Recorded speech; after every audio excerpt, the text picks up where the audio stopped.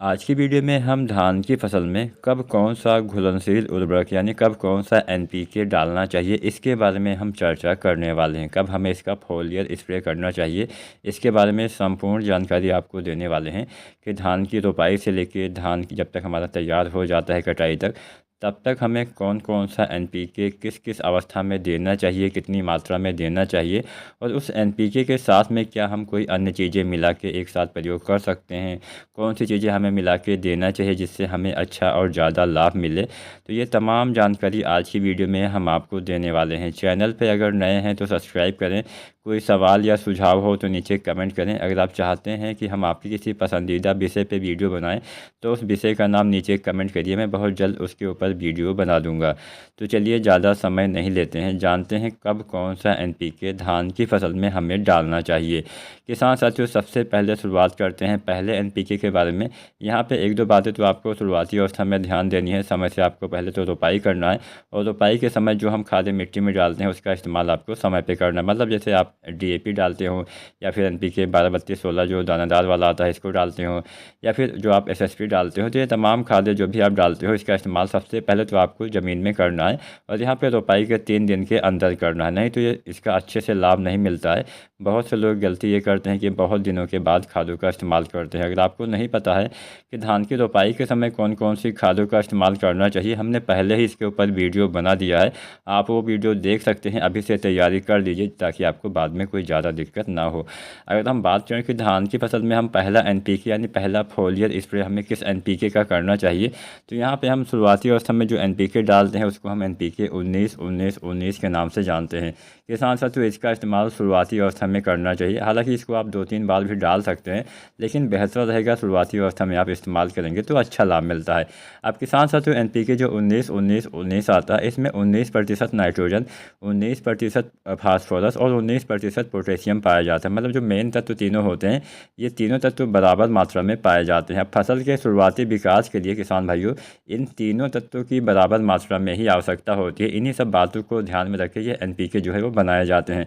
तो अगर आप इसका इस्तेमाल शुरुआती अवस्था में धान की फसल में करते हैं तो बेहतर कल्ले आते हैं, जड़ों का विकास अच्छे से होता है और आपके अच्छे से उसमें ज़्यादा कल्ले, अधिक फुटाव, ज़्यादा ग्रोथ होती है। आपकी मतलब सब कुछ अच्छा ही रहता है, पौधे में हरियाली भी आती है और बाद में जाके आपको अच्छा उत्पादन भी मिल पाता है। तो किसान साथियों, अगर हम जानें कि इसको डालने से क्या फ़ायदा मिलता है तो इसमें 19% नाइट्रोजन होता है। अब नाइट्रोजन डालने से आपकी फसल में वानस्पतिक विकास यानी जो पौधे का ऊपरी विकास है उसमें सहायता करता है, अच्छे कल्ले निकलने में, पौधे में हरियाली लाने में, ऊपरी तने की मोटाई में, मतलब सारा कुछ ऊपर वाला जो हिस्सा बढ़ता है वो आपका नाइट्रोजन की वजह से ही बढ़ता है। तो यहाँ पे नाइट्रोजन इसमें 19% पाया जाता है। रही बात फास्फोरस की, तो फास्फोरस का काम होता है, मेन काम तो होता है जड़ों के विकास में सहायता करना।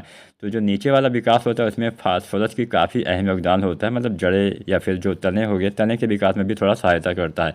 इसके साथ साथ किसान साथियों इसमें पोटेशियम भी पाया जाता है। पोटेशियम के तो बहुत सारे कार्य होते हैं। पोटेशियम आपकी फसल में रोग प्रतिरोधी क्षमता में विकास करता है, वृद्धि करता है, जिससे आपके फसल में रोग बीमारियों का अटैक नहीं होता है। मतलब एक सुरक्षा जो प्रणाली होती है हमारी, जो इम्यूनिटी सिस्टम होता है उसको काफ़ी मजबूत करता है, जिससे जल्दी आपके पौधे में रोग बीमारियों का असर नहीं होता है। किसान भाइयों, इसके अलावा भी पोटेशियम के बहुत सारे कार्य होते हैं। अगर मैं सारे कार्यों के बारे में आपको बताऊंगा तो वीडियो थोड़ा ज़्यादा लंबी हो जाएगी। आपके पौधे में जो प्रकाश संश्लेषण प्रक्रिया में हेल्प करता है, पौधे में हरियाली, भोजन बनाने में मदद करता है, तमाम कार्य करता है। तो यहाँ पर पोटेशियम भी काफ़ी आवश्यक तत्व माना जाता है। आपके बाद में जब दाने बनते हैं तो वहाँ पर सहायता करता है, तने के विकास में भी सहायता करता है। मतलब ये भी काफ़ी अच्छा काम करता है। जो मेन हमारे 3 तत्व होते हैं नाइट्रोजन, फास्फोरस और पोटेशियम, इसकी पौधे को शुरुआती अवस्था में आवश्यकता पड़ती है, इसलिए हम इसका इस्तेमाल करते हैं। तो एनपीके 19-19-19 अगर हम जाने कि हमें कब किस समय डालना चाहिए, कितना मात्रा में डालना चाहिए, तो जो इसके डालने का सबसे अच्छा समय माना गया हो 25 से 35 दिन का है। जब आपकी धान की फसल 25 से 35 दिन की हो जाए तब आपको एनपीके 19-19-19 का इस्तेमाल कर देना चाहिए। यहाँ पर रोपाई के बाद की हम बात कर रहे हैं।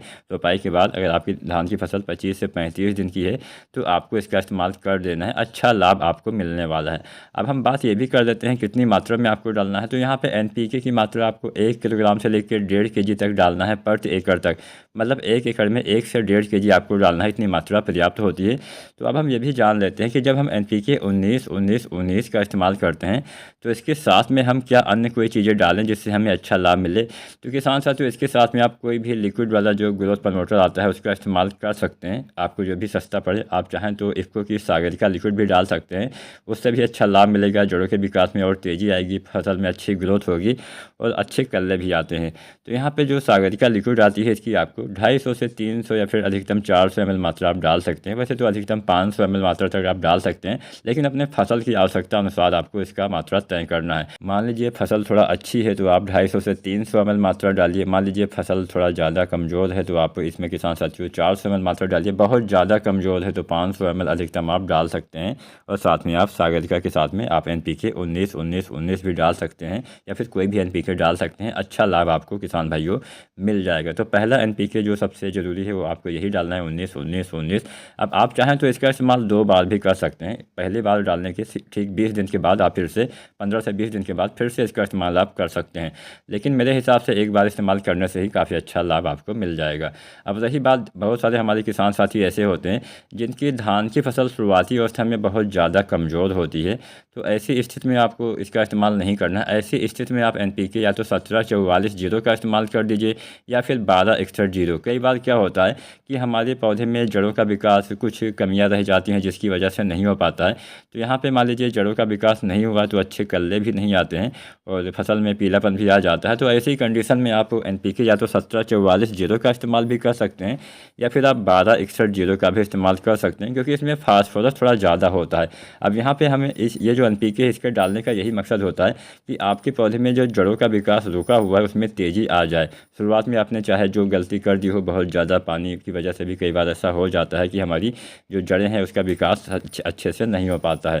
तो यहाँ पे आप 12-61-0 या फिर 17-44-0, अगर आपकी फसल थोड़ा ज़्यादा कमज़ोर है तो आप डाल सकते हैं। इसकी भी आपको 1 से 1.5 kg मात्रा डालनी है और इसके साथ भी आप सागर का लिक्विड डाल सकते हैं। इसका इस्तेमाल तभी करना है जब आपकी फसल की स्थिति थोड़ा ज़्यादा कमज़ोर हो, ख़राब हो। अब यहाँ पे वैसे तो NPK 19-19-19 ही आपको डालना है, बेहतर काम करेगा। तो दूसरा NPK आपको डालना है किसान भाई, वो डालना है आपको गबोड़ अवस्था में। अब गबोड़ अवस्था का मतलब तो आप सभी अच्छे से जानते ही होंगे, जब हमारे तने के अंदर बालियाँ बनना चालू हो जाती है उसी अवस्था को हम गबोड़ अवस्था बोलते हैं। इसके बाद में बालियाँ निकलना स्टार्ट हो जाती हैं। तो गबोड़ अवस्था में सबसे ज़रूरी NPK आपको डालना चाहिए वो है NPK 0-52-34। 52% इसमें फास्फोरस, 34% इसमें पोटेशियम पाया जाता है और इस समय फास्फोरस का काफ़ी अहम रोल होता है। अब फास्फोरस का क्या योगदान होता है ये भी हम जान लेते हैं। किसान साथियों, फास्फोरस का इस समय मेन काम जड़ों का विकास करना नहीं होता है। फास्फोरस यहाँ पे एक ट्रांसपोर्ट का काम करता है।